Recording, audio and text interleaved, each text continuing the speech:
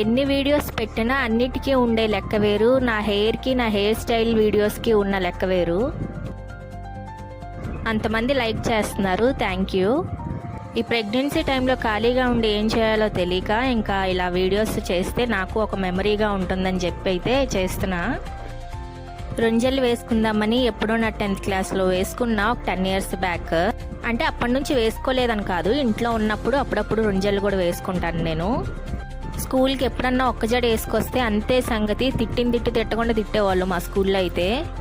అప్పుడేం మోడల్గా ఫ్యాషన్గా వేసుకెళ్లే వాళ్ళం కాదు. సేమ్ ఇదే హెయిర్ స్టైల్ వేసుకుని రిబ్బన్లు వేసుకునే వాళ్ళం, బ్లాక్ రిబ్బన్స్. మొన్న ఒక హెయిర్ స్టైల్ వీడియో పెట్టా, దానికి కమెంట్స్ వస్తానే ఉన్నాయి 2 braids వేయండి అని చెప్పి. మా ఇంట్లో ఏమో పద్దాకి ఇలాంటి హెయిర్ చూపించి హెయిర్ స్టైల్ వీడియోస్ చేస్తే దిష్టి తగిలిద్ది, ఉన్నది కూడా ఊడిద్దని చెప్తున్నారు. అందులో ప్రెగ్నెన్సీ కాబట్టి హెయిర్ అయితే మామూలుగా ఊడట్లేదు, ఓ రేంజ్లో ఊడుతుంది. మొన్న అయితే ఏడ్ చేశాను, అంత ఊడిపోయింది.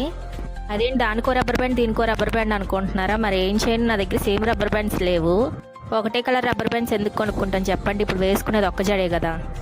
చిన్న క్లిప్స్ ఉంటే అవి పెట్టాయి. ఈ 2 జడలు నాకు ఎలా ఉందో కమెంట్ చేసేయండి. ఎవరైనా ఫస్ట్ టైం కనుక మన ఛానల్ని చూస్తే మన ఛానల్ ఇంకా వీడియోస్ ఉన్నాయి చూడండి. నచ్చితే చిన్న లైక్ చేసి సబ్స్క్రైబ్ చేసుకోండి. Thanks for watching.